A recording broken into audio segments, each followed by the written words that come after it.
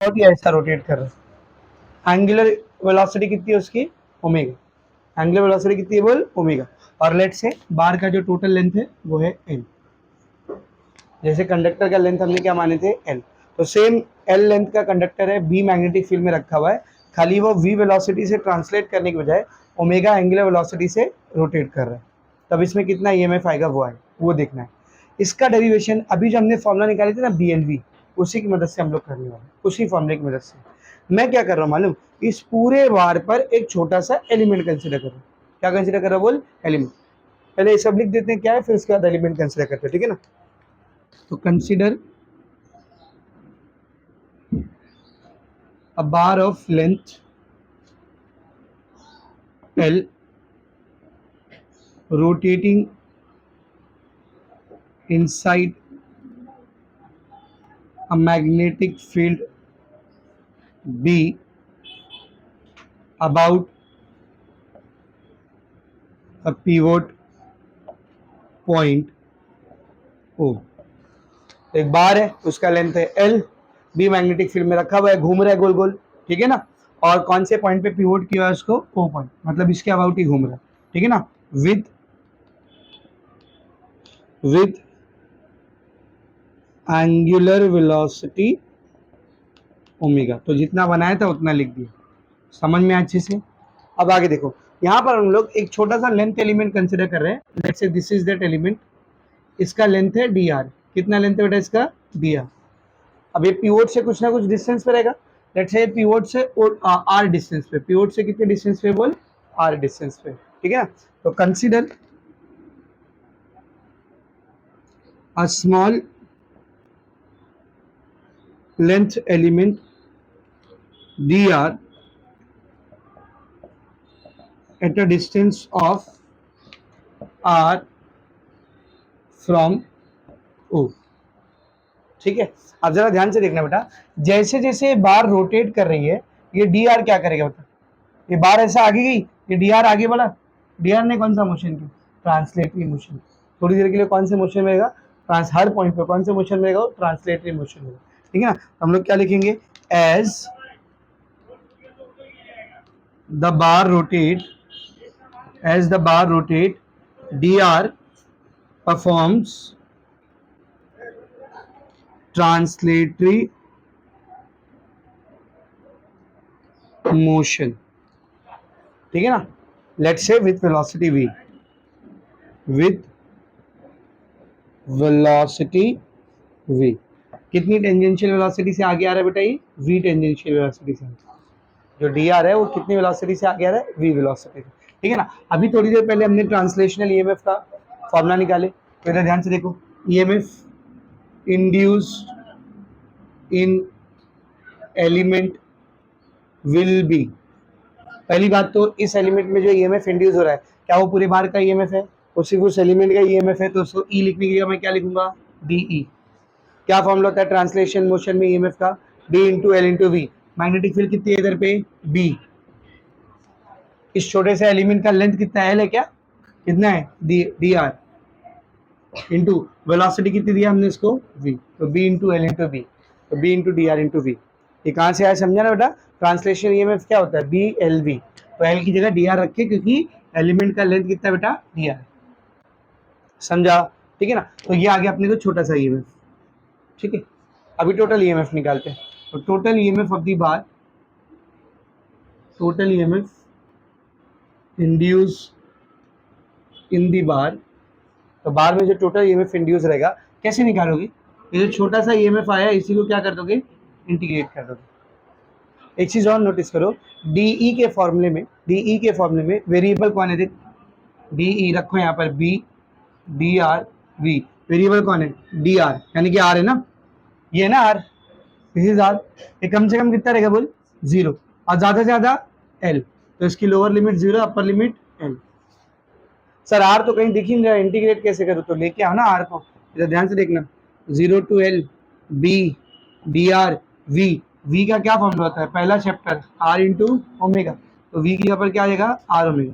तो जो कांस्टेंट है बाहर निकाल लो, मैग्नेटिक फील्ड कांस्टेंट है, एंगुलर वेलोसिटी कांस्टेंट है, इंटीग्रेशन के अंदर क्या बचा, R D R, X D X का इंटीग्रेशन क्या होता है, एक्स रेस टू वन, इधर पावर कुछ नहीं मतलब वन है ना, तो आर रेस टू वन का इंटीग्रेशन क्या रहेगा, N plus one by N plus one ना, तो वन प्लस वन कितना है बोल two, R square by to, lower limit zero upper limit N, B omega को ऐसे रहने दो, पहले आर की जगह पे क्या रखेंगे L, L square by to, फिर आर की जगह पे क्या रखेंगे जीरो, जब जीरो रखोगे तो पूरा जीरो हो जाएगा ना, तो क्या आ रहा है B omega L square by two which can also be written as half into B omega L square, this is the EMF induce in the rotating bar, तो ये सेकेंड डेरिवेशन हो गया, समझा। अब हम लोग क्या करेंगे, ये जो दो डेरिवेशन किया इसके ऊपर न्यूमेरिकल, इसके ऊपर न्यूमेरिकल नहीं आता है, लेकिन जो पहला वाला निकाले ना BLV उसके ऊपर आता है न्यूमेरिकल, समझ आ रहा अच्छे से, तो इसको लिखो फिर न्यूमेरिकल स्टार्ट करते हैं। ऊपर एक वायर है रेक्टेंगल शेप का ऐसा,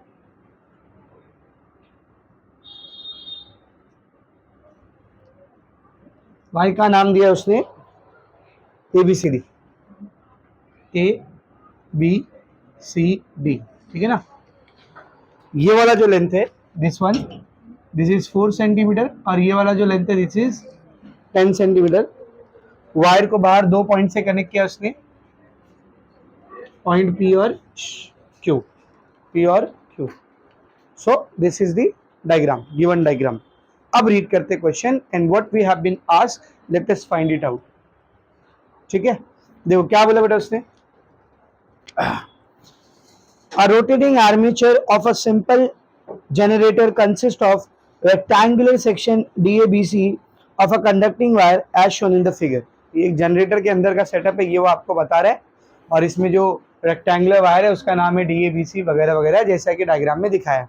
मुद्दे पे आते हैं, सीधा देखो, आज चलेगा ना, एक ही बात है। to which connections are made through sliding contact, सब खाली इसका कंस्ट्रक्शन समझा रहा है, मेन अभी डेटा दिया नहीं है, देखो आगे। The armature is rotated at 1500 RPM in the magnetic field B of 0.5 newton per ampere metre. अब दो डेटा दिया आपको, 1500 RPM means what you have been given, इसके घूमने की frequency, RPM is the unit of frequency, तो frequency दिया है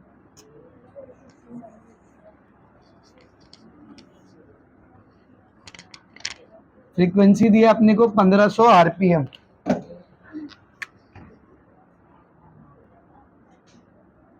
RPM ऐसा यूनिट है क्या, RPM ऐसा यूनिट है क्या, ऐसा यूनिट क्या है RPS है, तो RPM से RPS में कैसे आते हैं, 60 से डिवाइड करके, याद है कहाँ पे सिखाया था, रोटेशनल डायनेमिक्स में सिखाया था, और ऑसिलेशन में भी, ठीक है ना। 1500/60, जीरो से जीरो कैंसिल हो जाएगा, 3 2 6, 3 5 15, 0 2 से 50 को काटोगे कितना आएगा 25 RPS, सही है, ठीक है ना।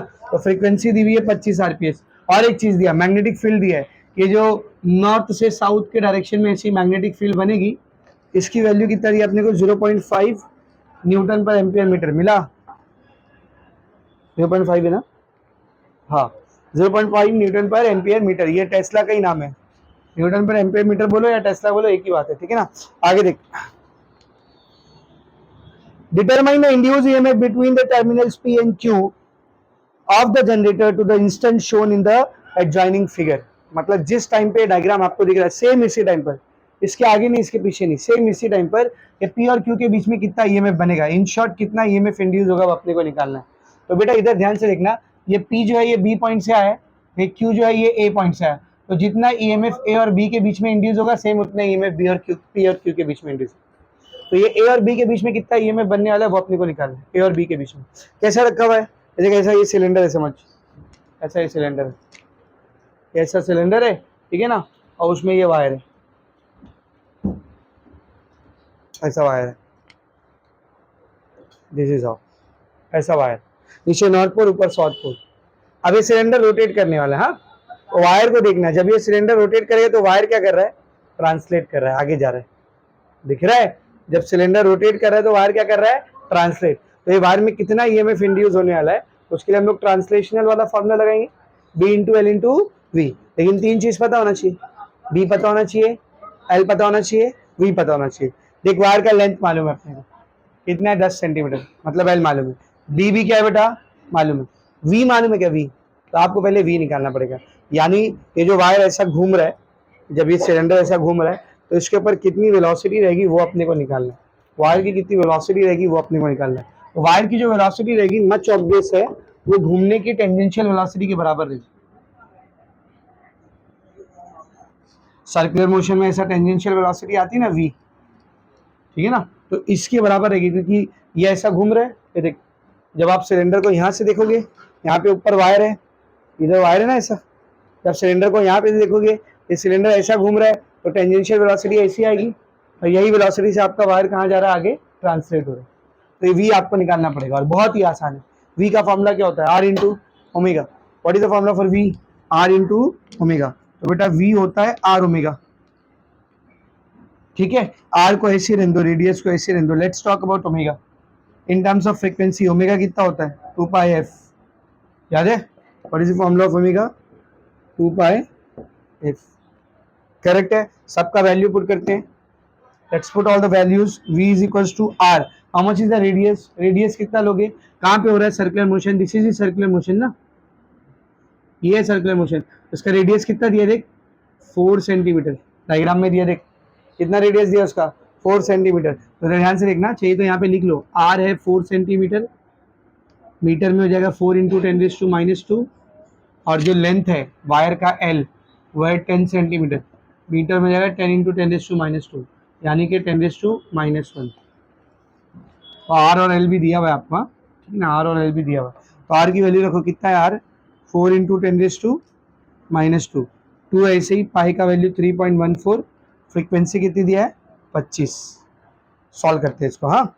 ये देखिए v is equals to 2 into 3.14, 2 4 ज़ा 8, 2 1 ज़ा 2, 2 3 ज़ा 6, 2 नंबर के बाद पॉइंट, 25 चौक 100, 100 मतलब 10⁻², वो +2 और ये -2 कैंसिल, समझा? तो वेलोसिटी कितनी आ रही? 6.28 मीटर पर सेकेंड। हम निकाल लेंगे EMF. What is the formula for EMF? Tell me. EMF क्या होता है? B L V. अब तो मसला ही खत्म है। बी है 0.5, एल है 10⁻⁻1, वी है 6.28। मल्टीप्लाई करते हैं इसको, 5 8 ज़ा 40, कैरी गया 4, 5 2 ज़ा 10, 10 + 4 14, कैरी गया 1, 5 6 ज़ा 30, 30 + 1 31, 2 नंबर के बाद इधर, 1 नंबर के बाद इधर, कितने नंबर के बाद पॉइंट? 3 नंबर के बाद पॉइंट, इंटू 10⁻⁻1, -1 के से पॉइंट 1 नंबर और पीछे जाएगा, 0.314 वोल्ट। या तो आंसर इधर ही छोड़ दो, या फिर पॉइंट को 3 नंबर आगे लेंगे। 3 नंबर आगे मतलब -3, और -3 का मतलब क्या होता है रे? Milli volt. ये आंसर है, या इधर छोड़ दो या यहाँ पे। समझा अच्छे से? ये हो गया आपका प्रॉब्लम नंबर 12.3। समझ में आया अच्छे से? अभी आएंगे एक्सरसाइज में। तो 12.4 तक चारों सॉल्व एग्जाम्पल के क्वेश्चन हो गया, याद रखना इसको, ठीक है ना। अभी आएंगे बेटा आप लोग एक्सरसाइज पे। एक्सरसाइज में भी हमने कुछ क्वेश्चन किए हुए थे, बचे हुए करते हैं।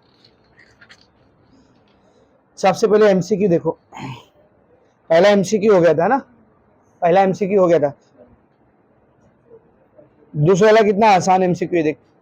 A conductor rod of length L is moving with velocity v in a direction normal to a uniform magnetic field B. Magnetic field दिया है, length दिया है कंडक्टर का, velocity दी हुई है। What will be the magnitude of induced EMF produced between the ends of the moving conductor? तो conductor में कितना EMF बनेगा? कितना बनेगा? BLV। क्या ही चाहिए इससे आसान, क्या ही क्वेश्चन चाहिए, है कि नहीं? सीधा फॉर्मूला पूछा है आपसे, कितना EMF बनने वाला है? बोल, BLV EMF बनने वाला। सही है। तो ये हो गया आपका सेकेंड एमसीक्यू। उसके बाद आते हैं न्यूमेरिकल्स पे।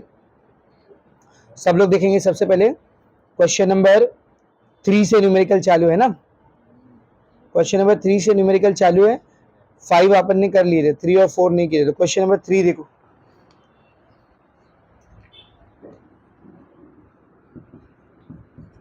क्या बोला देखो क्वेश्चन नंबर 3 में। इन अ फैराडे डिस्क डायनामो, ये फैराडे डिस्क डायनामो किसको बोलते हैं बेटा? एक डिस्क रहती है, इसमें ऐसी एक डिस्क रहती है, ये मैग्नेटिक फील्ड के बीच में ऐसा गोल गोल गोल गोल घूमते रहती है। तो मैग्नेटिक फील्ड के बीच में एक कंडक्टर घूम रहा है, उसमें क्या इंड्यूस होगा? ईएमएफ इंड्यूस होगा। इस पूरे सेटअप को फैराडे डिस्क डायनामो बोलते हैं। इसको पढ़ने की कोई जरूरत नहीं, सीधा मेन अपने मुद्दे पर आते हैं। क्या क्वेश्चन है देखो। In a Faraday disc dynamo A metal disc of radius r rotates with an angular velocity omega about an axis perpendicular to the plane of the disc. तो एक मेटल की डिस्क है ऐसा, ये इसका सेंटर है, इसका रेडियस है r, सेंटर के अबाउट एक एक्सिस पास हो रही है, इसके अबाउट ये गोल गोल घूम रही है, कितनी वेलोसिटी से? ओमेगा एंगुलर वेलोसिटी से। जितना बोला उतना बना दी। आगे देख, the disc is placed in a magnetic field B acting perpendicular to the plane of the disc. इस डिस्क को एक मैग्नेटिक फील्ड में रखा गया है, वो भी इस प्लेन को, सॉरी डिस्क के प्लेन को क्या बेटा? परपेंडिकुलर, ऐसा नीचे से ऊपर जा रही है। समझ में आ रहा है? आगे देखेंगे। Determine the induced EMF between the rim and the axis of the disc. Rim बोले तो एक किनारा और एक्सिस बोले तो ये वाली लाइन, तो इन दो पॉइंट के बीच में कितना ईएमएफ इंड्यूस होगा वो अपने को निकालना है। क्या निकालना है समझा? क्या निकालना है समझा? ईएमएफ निकालना है। तो ये थोड़ा सा थ्योरेटिकल न्यूमेरिकल है, मतलब नंबर रख के सॉल्व नहीं करना है, डेरिवेशन टाइप का न्यूमेरिकल है थोड़ा सा। समझ अच्छे से करते हैं। तो मैं इसको सॉल्व करने के लिए क्या करूँगा, मैंने सब लोग ध्यान से देखो, इसको सॉल्व करने के लिए इस पूरी डिस्क में, क्योंकि ये सॉलिड डिस्क है ना, फ्रेम नहीं है, वायर का फ्रेम नहीं है, वायर का ऐसा सर्कुलर फ्रेम नहीं है, पूरी सॉलिड डिस्क है। तो इसको स्टडी करने के लिए पहले मैं एक पतला सा फ्रेम इमेजिन करूँगा, एक dr थिकनेस का एलिमेंट इमेजिन करूँगा। तो मैंने क्या किया, इस पूरी डिस्क में एक छोटा सा एलिमेंट कंसिडर किया। कितनी थिकनेस का बोल? dr thickness. तो एक छोटा सा एलिमेंट है जिसका थिकनेस है dr, और ये समझो सेंटर से स्मॉल r डिस्टेंस पे। कितने डिस्टेंस पे बोल? स्मॉल r डिस्टेंस पे। इसकी वजह से निकालते हैं ईएमएफ, इसकी वजह से निकालते हैं ईएमएफ, उसको इंटीग्रेट कर देंगे, पूरा ईएमएफ आ जाएगा। समझ में आ रहा है अच्छे से क्या बोलो? ठीक है ना? चल सब बोर्ड पर देखना। तो consider a small element of the disc having thickness dr at a distance of small r। कितने डिस्टेंस पे? स्मॉल r डिस्टेंस पे फ्रॉम सेंटर, ठीक है ना? Area of the element will be, area of the element will be, सबसे पहली बात मुझे बताओ, एलिमेंट का एरिया बहुत ज्यादा रहेगा, छोटा सा रहेगा? छोटा रहेगा भाई, छोटा सा एलिमेंट है तो एरिया भी कैसा रहेगा? छोटा। अब इस एलिमेंट का एरिया निकालोगे कैसा? ऐसा इमेजिन करो कि ये जो एलिमेंट मुझे ऐसा दिख रहा है जिसका थिकनेस है dr, ये रेडियस है r, ऐसा इमेजिन करो इसको एक पॉइंट से कट करके ऐसा खोल दिया, तो ये कितना रहेगा रे? dr। ये कितना रहेगा? dr। ये क्या रहेगा? सरकमफ्रेंस ना, और सरकमफ्रेंस क्या होता है? 2 पाई r। एक नहीं 1000 बार ये चीज हम लोग कई बार यूज कर चुके हैं, अलग अलग डेरिवेशन। तो dA कितना रहने वाला बोल? 2 pi r into dr, length into breadth of the rectangle. तो ये छोटे से एलिमेंट का क्या है बेटा? एरिया है। अब याद करो लास्ट लेक्चर में हम लोग बहुत सारे न्यूमेरिकल्स किए थे, लास्ट लेक्चर में हमने कई सारे न्यूमेरिकल्स किया था, ठीक है ना? तो उसमें मैंने आपको एक चीज बताया था, area cut per unit time, याद है? Area cut per unit time, उसको कैसा निकालते हैं? Frequency into area. कैसे निकालते हैं उसको याद कर, फ्रीक्वेंसी इंटू एरिया। तो सब लोग ध्यान से देखना, एरिया स्वेप्ट लिखो या कट लिखो एक ही बात है, swept by the element per unit time will be, पहले तो इसको किस कैसे लिखेंगे? एरिया मतलब dA, पर यूनिट टाइम मतलब dt। तो क्या लिखेंगे इसको? dA by dt। इसका फॉर्मूला क्या होता है? Frequency into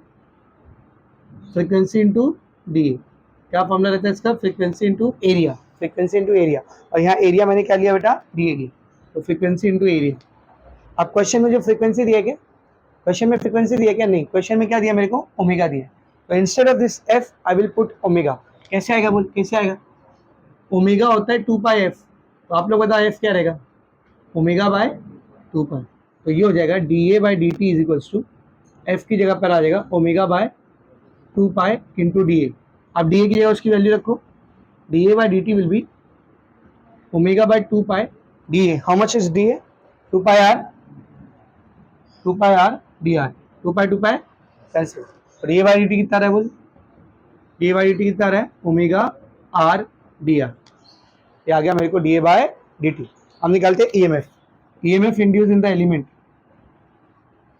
EMF induce in the element, इसको लिखूंगा डीई, क्या लिखूंगा बोल डीई, क्या रहेगा ईएमएफ, ईएमएफ का फॉर्मूला क्या होता है याद करो, according to Faraday's law D phi by D T, लेकिन फाई का फॉर्मूला होता है, फाई का फॉर्मूला होता है बी ए कॉस थीटा, याद है, एंड यहाँ पर बी वेक्टर और एरिया वेक्टर दोनों पैरेलल रहेंगे, क्यों, ये डिस्क है, डिस्क को परपेंडिकुलर ऐसा बनेगा, मैग्नेटिक फील्ड भी परपेंडिकुलर जा रही है, तो दोनों कैसे है पैरेलल, तो बी और ए पैरेलल, तो थीटा कितना रहेगा 0 और कॉस थीटा कितना रहेगा 1, तो डीई की वैल्यू आएगी, डीई की वैल्यू आएगी, सॉरी पहले यहाँ पे फ्लक्स की वैल्यू लिख लो, फ्लक्स की वैल्यू हो जाएगी बी ए, कॉस थीटा हट जाएगा, क्यों हट गया, क्योंकि इसकी वैल्यू कितनी है बोल 1 है, तो डीई का वैल्यू रहेगा D by D T, five की जगह पर क्या है बोल बी इंटू ए, मैग्नेटिक फील्ड कांस्टेंट है वो चेंज नहीं हो रही है, उसको बाहर निकाल लो, क्या बचा D A by D T, अभी तो निकाले ना D A by D T, B ऐसे रहने दे, what is D A by D T, D A by D T कितना है ओमेगा आर डी आर, ये आ गया मेरे को डी, इस एलिमेंट से बनने वाला है इंड्यूस ईएमएफ, और अपने को निकालने का क्या है टोटल ईएमएफ है ना, तो EMF induced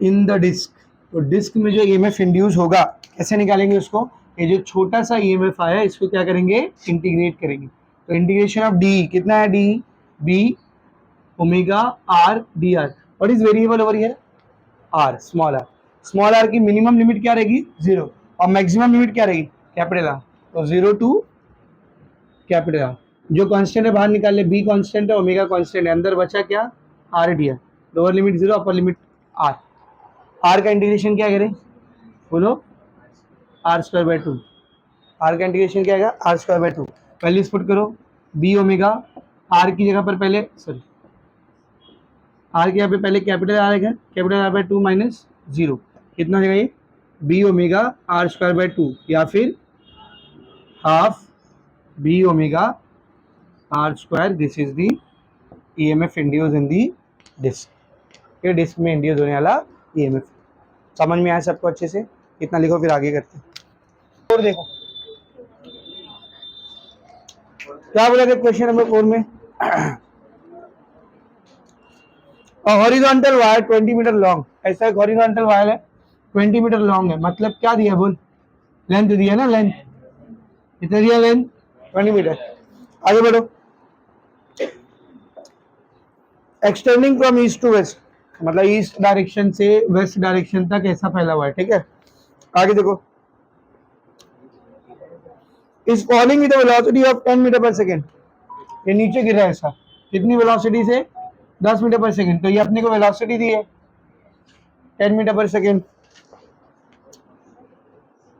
normal to the earth magnetic field of 0.5 into 10⁻⁴ tesla, मतलब ये ऐसा अर्थ की मैग्नेटिक फील्ड, अर्थ की खुद की भी तो मैग्नेटिक फील्ड है ना, उसकी मैग्नेटिक फील्ड में गिर रहा है, मैग्नेटिक फील्ड की वैल्यू कितना दिया है 0.5 इंटू 10⁻⁴ टेस्ला, अभी तक देख ये कंडक्टर मैग्नेटिक फील्ड में ऐसा ट्रांसलेट कर रहा है, ईएमएफ इंड्यूस होगा, वही पूछा है, देख लो आगे, what is the value of the induce EMF in the wire, क्या फॉर्मूला लोगे बोलो बी एल वी, कितना सिंपल, बी दिया है 0.5 इंटू 10⁻⁴, एल दिया है 20, वी दिया है 10, मल्टीप्लाई करते हैं इसको, 5 दूनी 10, ध्यान से देख 5 दूनी 10, ये एक 0, एक नंबर के बाद पॉइंट कितना आ गया 10, ये 10 और ये 10 कितना हो गया 100, 100 इंटू 10⁻⁴, सही है, इसको 10 कर दो, इसको क्या कर दो 10, एक 0 हटाया मतलब +1, +1 -4 -3 वोल्ट, 10⁻³ मतलब मिली,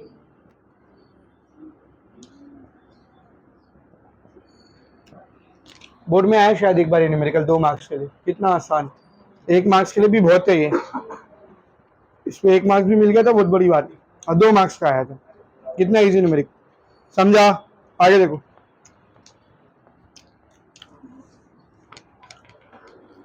क्वेश्चन नंबर 4 हो गया, टिक नहीं करिए, 4 हो गया, 5 ऑलरेडी कर लिए थे हम लोग, है ना।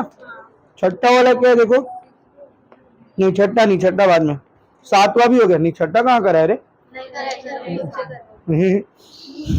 वही ना इंडक्टेंस अभी पढ़ा नहीं, सॉल्व कैसे करा दी। 5वां हो गया है, छठा नहीं हुआ है, 7वां हो गया अपना, है ना। 8वां भी हो गया है, 9वां देखो, 9वां क्वेश्चन, अरे तो 9वां कराने तो दो।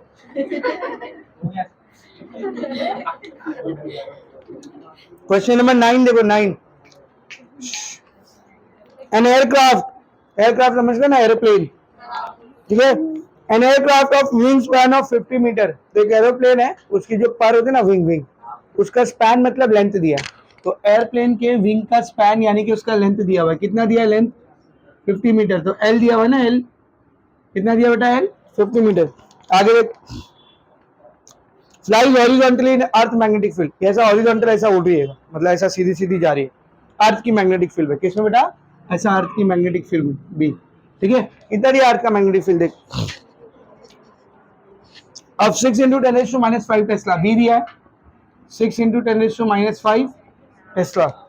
आगे देख, speed of 400 metre per second, कितनी स्पीड से चल रही हो, 400 मीटर पर सेकेंड। क्या बोला देख, calculate EMF generated between the tip of the wings of the aircraft, तो एयरक्राफ्ट के विंग में जितना ईएमएफ इंड्यूस होगा वो निकालना है, होगा या नहीं होगा पहले बताओ, ऑब्वियसली होगा, विंग पूरा मेटल की बॉडी है, मैग्नेटिक फील्ड में 400 की स्पीड से मूव कर रही है, तो उसमें अच्छा खासा ईएमएफ इंड्यूस होगा, कितना ईएमएफ इंड्यूस होगा वही निकालना है। क्या फॉर्मूला यूज करोगे फिर से बोलो, बीएलवी, सिंपल, क्या ही है। मैग्नेटिक फील्ड दिया है 6 इंटू 10⁻⁵, लेंथ लेने बोला है 50, वेलोसिटी दिया है 400, मल्टीप्लाई करते हैं 6 पंजे 30 इंटू 4 120, कितना 120 इंटू 10⁻⁵, 1 0 2 0, कितना हो गया 3 0, ये 3 0, ये 1 0, 4 0, 4 0 मतलब +4, +4 -5, -1 के से पॉइंट एक नंबर पीछे, कितना आ गया 1.2 वोल्ट, खत्म, 2 मार्क्स, सेम न्यूमेरिकल है, एग्जैक्टली सेम। नेक्स्ट वन, टिक करो उसको, 9वां हो गया, टिक करो, 10वां ऑलरेडी कर चुके, हाँ 10वां ऑलरेडी कर चुके, 11 देखो, क्वेश्चन नंबर 11,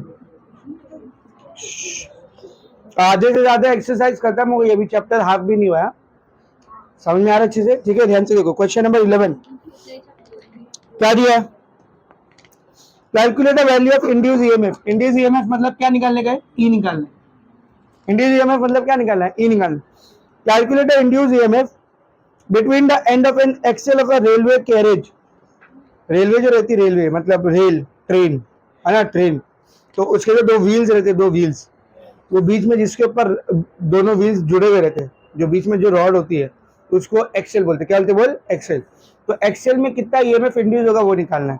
अब जरा ध्यान से देख, axle of a railway carriage 1.75 metre long, अब कैरेज का लेंथ दिया हुआ आपको, एक्सेल का लेंथ दिया, समझिए वो एक्सेल है, इधर एक व्हील लगेगी, इधर एक व्हील लगेगी ऐसा, तो इसका लेंथ दिया आपको 1.75 मीटर, तो क्या दिया हुआ है बोल, एल दिया है ना 1.75 मीटर। आगे देखो, travelling on a level ground with a uniform velocity of 50 kilometre per hour, कितनी वेलोसिटी से चल रहा है 50 किलोमीटर, तो वी दिया है, वी 50 किलोमीटर पर आवर। आगे देख, the vertical component of the earth magnetic field, अब जाहिर सी बात है अर्थ की मैग्नेटिक फील्ड में ट्रैवल कर रहा है ना ऐसा, तो अर्थ की मैग्नेटिक फील्ड दिया भाई, कितना दिया हुआ है देख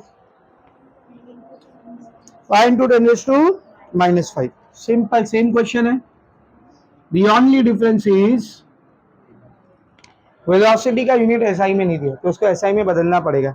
रोटेशनल डायनेमिक्स में मैंने आपको सिखाया था किलोमीटर पर आवर से मीटर पर सेकंड में कैसे जाते, कैसे जाते बोल, 5/18 से मल्टीप्लाई करके, मीटर पर सेकंड से किलोमीटर पर आवर में जाने के लिए 18/5, किलोमीटर पर आवर से मीटर पर सेकंड में आने के लिए 5/18, सॉल्व कर दो, जितना कट हो रहा है उतना करो, ज्यादा करने की जरूरत नहीं, 2 9 18, 2 2 4, 2 5 10, 25 और नहीं कटेगा, 25 पंजे 125, 125/9 मीटर पर सेकंड। इंड्यूस ईएमएफ निकालने का क्या फॉर्मूला था इंड्यूस ईएमएफ का, बीएलवी, बी दिया है 5 इंटू 10⁻⁵ टेस्ला, लेंथ दिया है 1.75, वेलोसिटी दिया है 125/9, ये और ये सॉल्व कर लेंगे। चाहे इसको तीनों में से किसी भी एक को 9 से काट दो, फिर पूरे को मल्टीप्लाई कर दो, ठीक है ना। मैं डायरेक्ट बता देता हूँ value. 5 into 1.75 125 divide by 9 121.5 into 10⁻⁻5 volt, खत्म हो गया। समझा रे? ठीक है, टिक कर लो उसको भी। सर उसका अलग आंसर है, अलग नहीं है, सेम है। इसमें से -2 को अलग कर दो, देख -2 अलग कर कितना बचा, -3 बचा। ये -2 के 0.2 नंबर पीछे।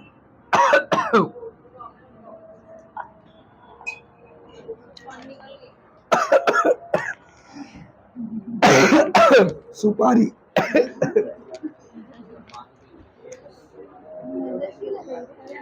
एपिग्लोटिस।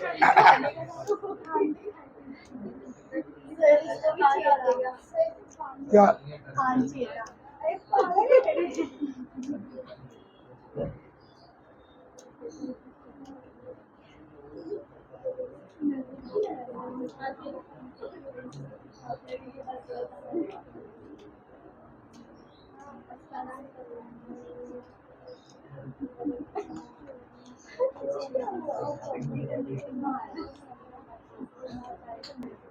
ये -5 से -2 को अलग किया, -3 को अलग किया। इस -2 के से 0.2 नंबर पीछे का कितना हो गया, 1.215 और -3 मतलब मिली वोल्ट, ठीक है ना। तो ये आंसर आपको दिया हुआ है, देखो 1.215 मिली वोल्ट। सही है, समझा? कहाँ रे, बराबर तो दिया 1.215 मिली वोल्ट, गलत दिया है वो, इसमें बराबर दिया, देख। हट, ठीक है ना। ये हो गया तुम्हारा question number 11। EMF in a stationary coil in a changing magnetic field.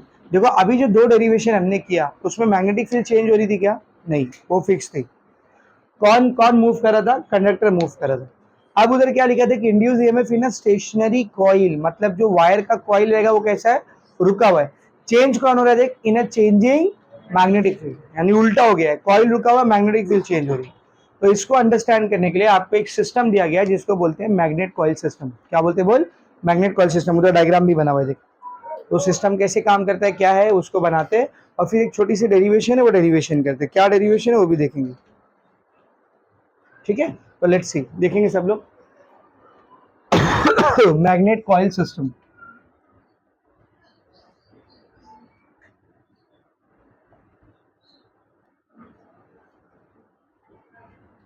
तो इसमें कॉइल स्टेशनरी रहेगा। कॉइल जो है वो कैसा रहेगा बेटा? कॉइल जो है वो स्टेशनरी रहेगा, रुका हुआ रहेगा, मूव नहीं करेगा। और जो मैग्नेटिक सिस्टम है ये चेंज होगी, जो मैग्नेटिक फील्ड है ये चेंज होगी। अब कैसे बनाया जाता है इस पूरे सिस्टम को, वो ध्यान से देखो। एक ऐसा डी शेप का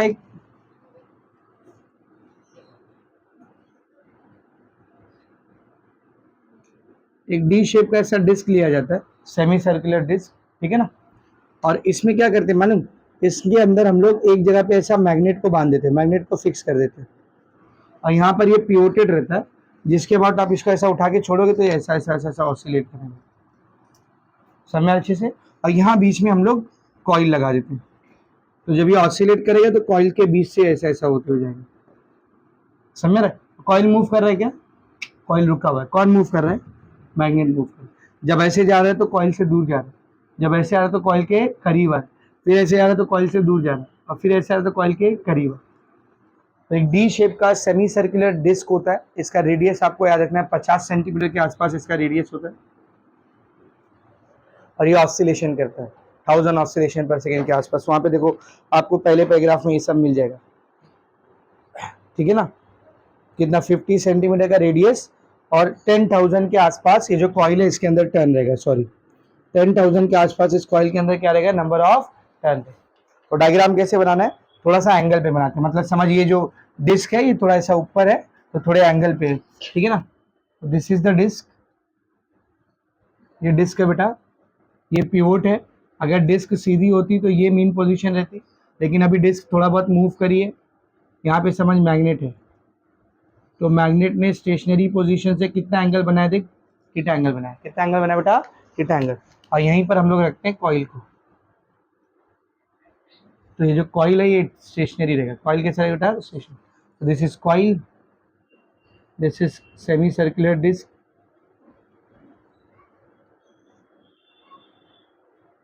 और ये क्या है बेटा, मैग्नेट।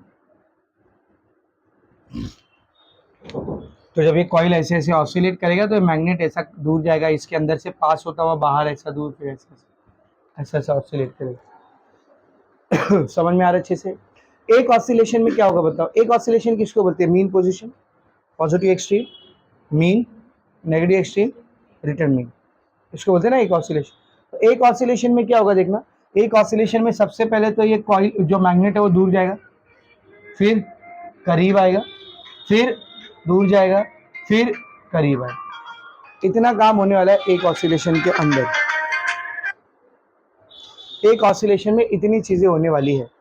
अब मुझे बताना, जब मैग्नेट दूर जा रहा है, करीब आ रहा है, फिर से दूर जा रहा है, फिर से करीब आ रहा है, तो हमने फैराडे के एक्सपेरिमेंट में सबसे पहले टॉपिक में चैप्टर के पढ़े थे, कॉइल या मैग्नेट में से एक भी चीज मूव होगी तो कॉइल में क्या इंड्यूस होता है, ईएमएफ। मैग्नेट करीब आएगा तो भी ईएमएफ इंड्यूस होगा, मैग्नेट दूर जाएगा तो भी ईएमएफ इंड्यूस होगा। फर्क सिर्फ किसका रहेगा, डायरेक्शन का, डायरेक्शन अलग रहेगा। समझ आ रहा है। जो ईएमएफ इंड्यूस होता है, फैराडे के एक्सपेरिमेंट के ऑब्जर्वेशन याद करो, जो ईएमएफ इंड्यूस होता है दो चीजों पे डिपेंड करता है। पहला तो जो मैग्नेट है उसकी वेलोसिटी क्या है, जितना फास्ट मैग्नेट मूव कर रहा है ईएमएफ भी उतना ज्यादा इंड्यूस होगा, जितना फास्ट मैग्नेट मूव कर रहा है ईएमएफ भी उतना ज्यादा इंड्यूस होगा, जितना स्लो मैग्नेट मूव कर रहा है ईएमएफ भी उतना कम इंड्यूस होगा। पहला तो इसके ऊपर डिपेंड करता है कि कितना ईएमएफ कॉइल के अंदर बनने वाला है, किस पे बेटा, वेलोसिटी पे, फास्ट है या स्लो है कि नहीं। और दूसरा, जब हम लोग लेंजेस लॉ को इनकॉर्पोरेट करते हैं तो E इज इक्वल टू क्या आता है, minus D phi by D T. तो अगर D phi by D T positive है तो ईएमएफ नेगेटिव रहेगा, और D phi by D T negative है तो ईएमएफ पॉजिटिव रहेगा। क्यों, समझ में आ रहा है। फॉर्मूला क्या था ई का, बोलो, ई का फॉर्मूला क्या था, बोलो, minus D phi by D T, क्या था रे, minus D phi by D T. तो अगर D phi by D T positive रहेगा, D phi by D T positive रहेगा तो ईएमएफ क्या रहेगा, नेगेटिव, क्योंकि माइनस में ना, ऐसा है ना। अगर ये पॉजिटिव रहेगा तो माइनस प्लस ई की वैल्यू कैसी आएगी, माइनस में, और ये नेगेटिव रहेगा तो माइनस माइनस प्लस। अच्छा, D phi by D T positive कब आएगा, D phi by D T बोले तो, D phi by D T बोले तो change of flux with respect to time. Change positive कब आता है, जब कोई चीज इंक्रीज हो। तो जब D phi by D T बढ़ेगा, सॉरी फ्लक्स बढ़ेगा, फ्लक्स बढ़ेगा तो D phi by D T positive आएगा, और माइनस प्लस माइनस हो जाएगा। और जब फ्लक्स घटेगा तो D phi by D T negative आएगा, और माइनस माइनस क्या हो जाएगा, पॉजिटिव। इन सारी चीजों को हम लोग अंडरस्टैंड करने के लिए ग्राफ बनाएंगे। तो वहां पर उसने दो ग्राफ बनाए, देख रहे हो आप लोग बेटा, दो ग्राफ बनाए। लेकिन उस दो ग्राफ से पहले थोड़ा सा एक डायग्राम और दिया है, सर्किट डायग्राम, उसको अंडरस्टैंड करते हैं।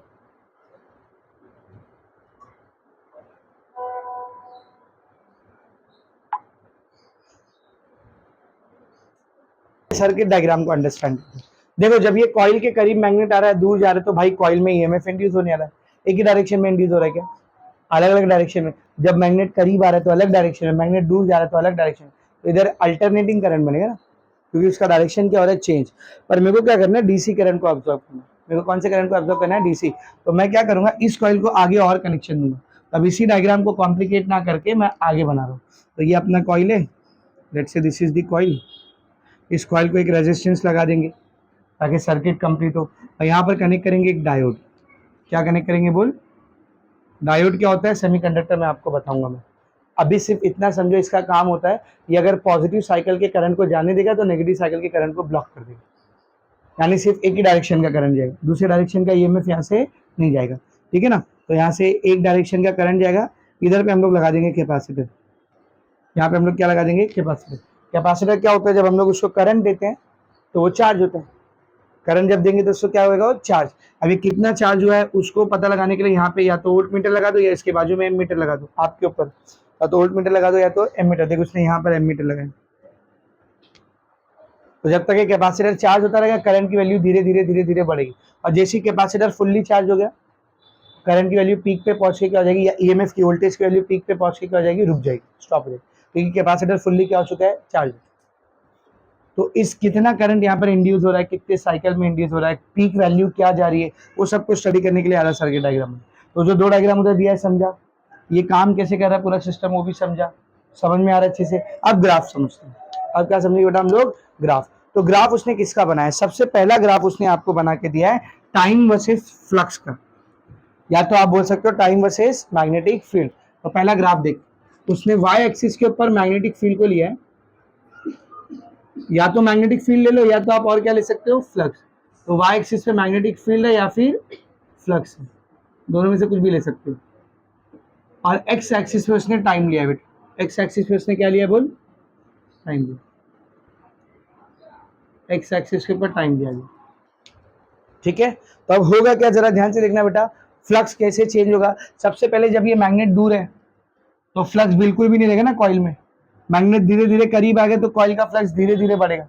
अच्छा, मैक्सिमम फ्लक्स कब रहेगा, मैक्सिमम फ्लक्स कब रहेगा, जब वेलोसिटी मैक्सिमम, क्या मैक्सिमम बोल, वेलोसिटी मैक्सिमम। वेलोसिटी मैक्सिमम कब होती है ऑसिलेशन में, याद करो, वी मैक्स कहाँ होता है, मीन पोजीशन, एक्सट्रीम पे तो जीरो होती है ना, फिर जैसे जैसे एक्सट्रीम से हम लोग मीन की तरफ आने लगते हैं वेलोसिटी बढ़ती है। तो एक मैग्नेट जैसे जैसे कॉइल के करीब जाएगा ना, इसकी वेलोसिटी क्या आएगी बोल, बढ़ेगी।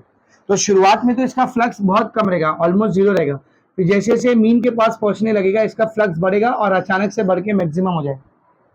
सॉरी, इतना कैसे बढ़ गया बेटा, घुस गया कॉइल के अंदर, मैग्नेट, मैग्नेट कॉइल के अंदर घुस गए।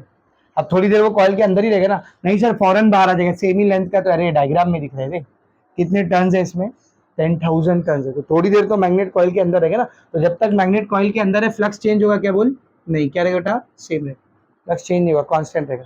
और फिर जब मैग्नेट बाहर आएगा तो वापस से फ्लक्स क्या होने लगेगा, कम होने लगेगा, ठीक है ना। तो वापस से फ्लक्स क्या होने लगेगा बेटा, कम होने लगेगा। तो ऐसा कुछ ग्राफ दिख रहा है आपको उधर। तो ये वाला पॉइंट आपको दिखा रहा है जब मैग्नेट कॉइल के अंदर घुस गया, इसको T1 लिखा है देखो उसने, देख रहे हो। और ये वाला पॉइंट आपको दिखा रहा है जब मैग्नेट कॉइल से बाहर आ गया, T2। इससे पहले तक फ्लक्स क्या हो रहा था, इंक्रीज, इसके बाद क्या हो रहा है, फ्लक्स डिक्रीज हो रहा है। अब सेम इसी ग्राफ को हम लोग बनाते हैं, लेकिन अब वाई एक्सिस के ऊपर हम लोग फ्लक्स या मैग्नेटिक फील्ड नहीं लेंगे, अब हम लोग वाई एक्सिस पे लेंगे बेटा इंड्यूस ईएमएफ, क्या लेंगे बोल, इंड्यूस। और सेम इन्हीं 2 टाइम पर देखते हैं अब क्या होने वाला है, सेम इन्हीं 2 टाइम पर देखते हैं अब क्या होने वाला है, T1 और T2। देख शुरुआत में क्या हो रहा है, फ्लक्स इंक्रीज हो रहा है, शुरुआत में क्या हो रहा है, फ्लक्स इंक्रीज हो रहा है, फ्लक्स इंक्रीज हो रहा है मतलब d∅dt कैसा आएगा, पॉजिटिव आएगा, बढ़ रहा है ना वो, कोई भी चीज बढ़ती है तो उसका रेट ऑफ चेंज कैसा आता है, पॉजिटिव। तो ईएमएफ कैसा आएगा, नेगेटिव, माइनस d∅dt होता है ना, तो ईएमएफ नेगेटिव आएगा। तो जब शुरू में धीरे धीरे फ्लक्स बढ़ रहा है, माइनस के साइड पर ईएमएफ दिखेगा। फिर देख जब मीन पोजीशन के पास हम लोग पहुंचे तो अचानक से फ्लक्स क्या हो गया, इंक्रीज, तो इतना ज्यादा फ्लक्स है तो ईएमएफ भी क्या आएगा, ज्यादा है। और सिंपल सी बात है, मीन के पास पहुंचेगा वेलोसिटी मैक्सिमम, और वेलोसिटी मैक्सिमम तो फैराडे के एक्सपेरिमेंट का ऑब्जर्वेशन याद करो, जितनी ज्यादा वेलोसिटी उतना ज्यादा इंड्यूस ईएमएफ, है कि नहीं। तो मीन के पास ईएमएफ अचानक से पीक कर जाएगा, मैक्सिमम हो जाएगा, अचानक से क्या हो जाएगा फॉर मैक्सिमम। और फिर जब कॉइल मैग्नेट कॉइल के अंदर घुसा हुआ रहेगा तो फ्लक्स कांस्टेंट हो जा रहा है ना, और फ्लक्स कांस्टेंट तो ईएमएफ जीरो, क्योंकि ईएमएफ के लिए फ्लक्स को क्या होना चाहिए बोल, चेंज होना चाहिए। अब वो चेंज ही नहीं हो रहा है, कांस्टेंट है, तो d∅dt कितना है, जीरो। तो देख ये वाले पूरे ग्राफ के पॉइंट के लिए फ्लक्स जो है वो कांस्टेंट है, और कांस्टेंट लाइन का स्लोप d∅dt डेरिवेटिव कितना आएगा, जीरो है। तो यहाँ पर कुछ ईएमएफ रहेगा ही नहीं, जीरो रहेगा, यहाँ पर ईएमएफ जीरो रहेगा। फिर यहाँ पे देख वापस से ईएमएफ चेंज होने लगा, तो फिर से वापस से फ्लक्स चेंज होने लगा, तो फिर से ईएमएफ आएगा। लेकिन अब फ्लक्स बढ़ रहा है, कम हो रहा है, कम हो रहा है मतलब d∅dt माइनस में आएगा, तो ईएमएफ प्लस में आएगा, तो ये कहाँ जाएगा, ऊपर। यहाँ पर पीक है ना फ्लक्स, तो ईएमएफ भी कैसा रहेगा, पीक रहेगा, क्योंकि वेलोसिटी मैक्सिमम रहेगी, हम लोग मीन पोजीशन पे। अब बाद में वापस से फ्लक्स ऑलमोस्ट जीरो हो गया तो ईएमएफ भी ऑलमोस्ट जीरो हो जाएगा। तो ऐसा कुछ ग्राफ आपको देखने को मिलेगा ईएमएफ। तो देख लो एक ही ऑसिलेशन के अंदर अभी एक ऑसिलेशन हुआ भी नहीं है, अभी एक ऑसिलेशन हुआ भी नहीं है, खाली कॉइल समझ यहाँ से मैग्नेट यहाँ से कॉइल के अंदर गया और बाहर निकल के इधर आ गया, हो गया क्या एक ऑसिलेशन। कब हो गया एक ऑसिलेशन, जब वो रिटर्न इधर पहुंच जाएगा। अभी आधे ऑसिलेशन में इतना हो गया, और एक ऑसिलेशन में क्या होगा, फिर से सेम 2 पल्स बनेगी। तो देख पहले एक नेगेटिव पल्स बनी, फिर एक पॉजिटिव, अब क्या बनेगी, फिर से एक नेगेटिव, फिर एक पॉजिटिव, तो ऐसा ग्राफ बनेगा ईएमएफ। तो दोनों ग्राफ समझाया आपको। अब आते मेन डेरिवेशन के, अब आते बेटा मेन डेरिवेशन के ऊपर। जरा ईएमएफ को देखो, ईएमएफ की फिक्स वैल्यू बन रही है क्या, बड़ी बड़ी बड़ी बड़ी मैक्सिमम हो गई, कम हुई कम हुई कम हुई, फिर से बड़ी बड़ी बड़ी बड़ी मैक्सिमम हो गई। तो ये जो ईएमएफ की सबसे हाईएस्ट वैल्यू बनी ना, इसको पीक ईएमएफ बोलते हैं। इसको क्या बोलते हैं बोल? Peak EMF. और इसको दिखाते हैं ई नॉट से। किससे दिखाते हैं इसको? ई नॉट। तो अपने को इस ई नॉट का वैल्यू निकालना है और अपने को प्रूफ करना है। टू प्रूफ, आपने को प्रूफ करना है कि यहाँ पर जो ईएमएफ इंड्यूस हो रहा है कॉइल के अंदर, ये दो चीजों से प्रोपोर्शनल होता है। मैक्सिमम ईएमएफ पहला तो प्रोपोर्शनल रहता है थीटा नॉट को। इसको theta naught, sir theta naught बोले तो एम्पलीट्यूड, थीटा नॉट बोले तो ऑसिलेशन का एम्पलीट्यूड। ऐसा हो रहा है ना ऑसिलेशन, कितना डिस्प्लेसमेंट हो रहा है थीटा। अब ये ज्यादा से ज्यादा जितना जाएगा उसी को थीटा नॉट बोलेगा। समझिए ज्यादा से ज्यादा ऐसा हॉरिजॉन्टल हो जाएगा तो थीटा नॉट कितना रहेगा? 90 डिग्री। और ऊपर चले जाए तो थीटा नॉट 90 से भी ज्यादा रहेगा। यहीं पे आके रुक के वापस आ जाए तो थीटा नॉट 90 से भी कम रहेगा। तो थीटा नॉट बोले तो एम्पलीट्यूड, ज्यादा से ज्यादा कितना एंगल पे ऑसिलेट कर रहा है, इससे डायरेक्टली प्रोपोर्शनल है। यानी जितना ज्यादा ऑसिलेशन करेगा वो, जितने ज्यादा एंगल पे ऑसिलेशन करेगा, इंड्यूस्ड ईएमएफ की पीक वैल्यू भी क्या रहेगी? उतनी ज्यादा। पहले अपने को ये प्रूफ करना है और सेकंड अपने को प्रूफ करना है कि यही ईएमएफ इनवर्सली प्रोपोर्शनल रहेगा टाइम पीरियड। इसको टाइम पीरियड, यानी जितना फास्ट फास्ट ऑसिलेट करेगा, टाइम पीरियड जितना ज्यादा रहेगा, इंड्यूस्ड ईएमएफ उतना कम रहेगा। ये दो चीजें अपने को प्रूफ करनी है। कैसे प्रूफ करेंगे? सब लोग ध्यान से देखो। प्रूफ, फैराडेज लॉ के मुताबिक मैग्नीट्यूड ऑफ ईएमएफ कितना रहता है बोल? D phi by D T. मैं क्या कर रहा हूँ, पिक्चर में थीटा को इंट्रोड्यूस कर रहा हूँ क्योंकि थीटा इधर है ही नहीं, ये एंगुलर डिस्प्लेसमेंट इधर है ही नहीं। तो कैसे ला रहा हूँ देख, ई विल बी, ये डी फाई को ऐसी रहने दे, ये डी टी को भी ऐसी रहने दे, अलग अलग कर दिया। ऊपर नीचे मल्टीप्लाई कर रहा हूँ मैं डी थीटा से, ऊपर नीचे किससे मल्टीप्लाई कर रहा हूँ बोल? डी थीटा से। इसको बोलते हैं equation number 1। This is equation number 1। Now let us find out D theta by D. और जो सेकंड वाला टर्म दिख रहा है डी थीटा बाय डी, उसको निकालते हैं। पहले बात करते हैं थीटा की। ऑसिलेशन की इक्वेशन क्या होती है देख, लीनियर एसएचएम की इक्वेशन होती है x equals to a sin omega t। तो एंगुलर एक्सेलरेशन की इक्वेशन क्या रहेगी? x यहाँ पर क्या करें? Angular displacement theta. a की जगह पर क्या आएगा? Angular amplitude theta naught. Amplitude किससे दिखा रहे हैं हम लोग? एम्पलीट्यूड को किससे दिखा रहे हैं? थीटा नॉट से। साइन की जगह साइन रहेगा, ओमेगा की जगह ओमेगा रहेगा, टी की जगह टी रहेगा, खत्म है कि नहीं? तो oscillation of, equation of oscillation is, equation of oscillation is क्या रहेगी? Equation of oscillation theta is equal to theta naught sine omega T. अपने को कैपिटल टी लेके आना है पिक्चर में, लेके आओ। ओमेगा का वो फॉर्मूला जिसमें कैपिटल टी आता हो, omega is equal to 2 pi by T. क्या बनेगा? Theta will be theta naught sine 2 pi by capital T into small T. अपने को चाहिए क्या उधर? इक्वेशन नंबर 1 में थीटा नहीं चाहिए, क्या चाहिए? D theta by D T. तो मैं इसको क्या करूंगा बोल? Differentiate with respect to time. तो थीटा का derivative D theta by D T by theta naught तो कांस्टेंट है, ऐसे रहेगा। थीटा नॉट कांस्टेंट ऐसे रहेगा। साइन थीटा का डेरिवेटिव क्या था? Cos theta. तो sine 2 pi T by T का डेरिवेटिव क्या रहेगा? Cos 2 pi T by capital T. लेकिन टी की जगह पर क्या है देख, 2 pi T by capital T है ना, तो उसके डेरिवेटिव से क्या करना पड़ेगा? Multiply D by D T of 2 pi T by capital T. समझा रे क्या किया? चेन रूल लगाया देख। ये थीटा नॉट को ऐसे रखा, साइन का डेरिवेटिव कॉस, इधर वेरिएबल कौन था? टी। क्या साइन के साथ सिर्फ टी है? ये अजीब सा कुछ तो भी दिख रहा है ना, तो उसके डेरिवेटिव से क्या करना पड़ेगा? मल्टीप्लाई। चेन रूल याद है ना सबको? ठीक है, क्या हो जाएगा देखो, ये थीटा नॉट ऐसी रहेगा, कॉस भी ऐसी रहेगा, 2 pi T pi capital T भी ऐसी रहेगा, ठीक है ना। इसका डेरिवेटिव निकालते कितना आएगा बेटा? 2 पाई बाय कैपिटल टी, ये पूरा तो कांस्टेंट है। स्मॉल टी का डेरिवेटिव कितना आएगा बोल? 1 आएगा। इसको थीटा नॉट से मल्टीप्लाई कर देते, क्या हो जाएगा? D theta by D T will be 2 pi theta not by capital T into cos of 2 pi by capital T into small T. यह है D theta by D T. इसको put करते इक्वेशन नंबर 1 में। Put in equation 1, क्या बनेगी equation 1? E is equals to D phi by D theta into D theta by D T. तो D theta by D T की यहाँ पे ये रख दो, 2 pi theta not by capital T cos of 2 pi T by capital T. Correct है। ये मेरे को ईएमएफ का वैल्यू आ गया। पर मुझे ईएमएफ को प्रूफ नहीं करना है, मुझे किसको प्रूफ करना है? Peak EMF. पीक ईएमएफ मतलब मैक्सिमम ईएमएफ। तो EMF will be maximum, EMF will be maximum. EMF maximum कब रहेगा? जो चीजें चेंज हो रही है वो मैक्सिमम होना चाहिए। 2 और पाई कांस्टेंट है, एम्पलीट्यूड भी फिक्स है, टाइम पीरियड भी फिक्स है। एक तो कॉस वाला टर्म चेंज हो रहा है, एक ये भी चेंज हो रहा है, change of flux with respect to angle theta. ये दो चीजें चेंज हो रही है। तो ये ईएमएफ मैक्सिमम कब रहेगा, जब ये और ये मैक्सिमम हो। EMF will be maximum when d phi by D theta is maximum and cos 2 pi by t by capital T is also maximum। और cos की मैक्सिमम वैल्यू का क्या होती है बोल, cos की मैक्सिमम वैल्यू क्या होती है बोल 1। तो इधर ध्यान से देखना, cos 2 pi t by capital T, but cos की मैक्सिमम जो वैल्यू रहती है वो कितनी रहती है बोल 1 रहती है। तो अब बताओ ईएमएफ कितना हो जाएगा, ई की जगह आ जाएगा ई नॉट। ई नॉट क्यों लिखा रे, मैक्सिमम ईएमएफ। ई नॉट क्यों लिखा बोल, maximum EMF. D five by D theta को मैं ऐसा लिख रहा हूँ, देख D five by D theta, इसकी भी कौन सी वैल्यू होनी चाहिए, मैक्सिमम वैल्यू होनी चाहिए, into 2 pi theta not by capital T. ये कॉस वाले टर्म की जगह कितना आ जाएगा, 1 आ जाएगा, तो उसको हटा दो। ये आया मेरे को पी की ईएमएफ का फॉर्मूला, यह मेरे को पी की ईएमएफ का फॉर्मूला।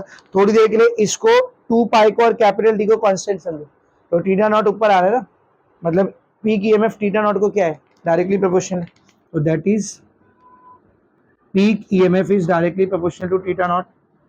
और दूसरी चीज, थोड़ी देर के लिए इसको 2 पाई और थीटा नॉट को कांस्टेंट कर दो, तो कैपिटल टी ऊपर आ रहा है नीचे आ रहा है, मतलब inversely proportional. Peak EMF inversely proportional time period, तो दोनों चीज प्रूव हो गई, खत्म। ये हो गया आपका coil magnet system, magnet coil system. समझा, देखो ये लास्ट में आपको मिलेगा पेज नंबर 277 के ऊपर, लास्ट में यही फॉर्मूला आपको पिंक बॉक्स के ऊपर। तो वो भी हो गया, पिंक बॉक्स में दो न्यूमेरिकल है 12.1 12.2, वो भी हो गया। अब नेक्स्ट हेडिंग क्या है देख, जनरेटर। तो अभी अपने को जनरेटर स्टार्ट करना है। जनरेटर है, फिर उसके बाद एक छोटी सी थ्योरी है बैक ईएमएफ, मिला, back EMF and back torque. और उसके बाद जो दो न्यूमेरिकल है 12.3 और 12.4, वो ऑलरेडी करा चुको, ऑलरेडी डन है वो, समझ में आ रहा है। तो पेज नंबर 275 तक अपना पूरा हो गया है, except 2 topic, generator and back EMF and back torque. समझ में आ रहा है, इसको लिखो, फिर थोड़ा ब्रेक लेते, फिर उसके बाद जनरेटर स्टार्ट करें, ठीक है ना।